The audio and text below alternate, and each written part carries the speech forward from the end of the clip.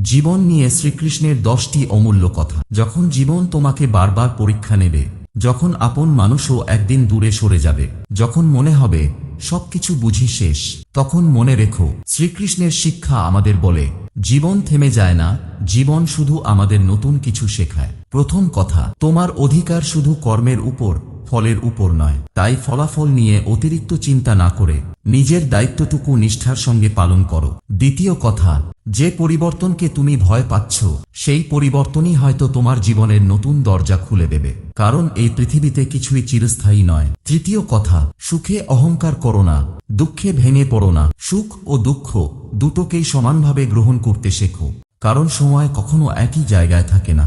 চতুর্থ কথা, তোমার মনই তোমার সবচেয়ে বড় বন্ধু, আবার এই মনই তোমার সবচেয়ে বড় শত্রু হতে পারে। তাই পৃথিবীকে বদলানোর আগে নিজের মনকে জয় করতে শেখো। পঞ্চম কথা, যে মানুষ সত্যের পথে চলে তার পথ হয়তো কঠিন হতে পারে, কিন্তু তার অন্তর কখনো সত্যিকারের পরাজিত হয় না।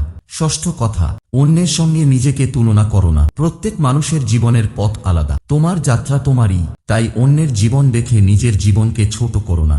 সপ্তম কথা, যাকে হারিয়েছ তাকে নিয়ে সারা জীবন কেঁদো না। কিছু মানুষ আসে শিক্ষা দিতে, কিছু মানুষ আসে ভালোবাসা দিতে, আর কিছু মানুষ চলে যায় যাতে তুমি নিজেকে নতুন করে চিনতে পারো। অষ্টম কথা, ক্ষমা দুর্বলতার লক্ষণ নয়, ক্ষমা হলো নিজের হৃদয়কে ভারমুক্ত করা শক্তি। তাই ঘৃণা বয়ে বেরিও না, নিজের শান্তির জন্যই ক্ষমা করতে শেখো। নবম কথা, যখন তুমি একা হয়ে যাবে তখনও মনে রেখো তোমার ভিতরের বিশ্বাস যেন কখনো একা না হয়। অন্ধকার যত গভীরই হোক, আলোর পথ একদিন অবশ্যই প্রকাশ পায়।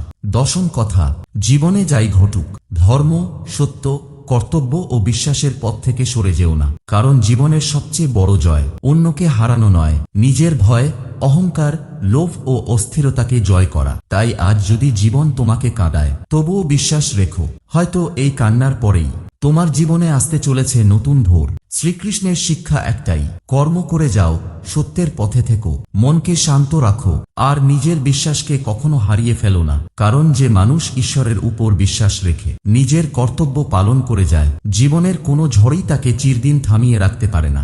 জয় শ্রীকৃষ্ণ।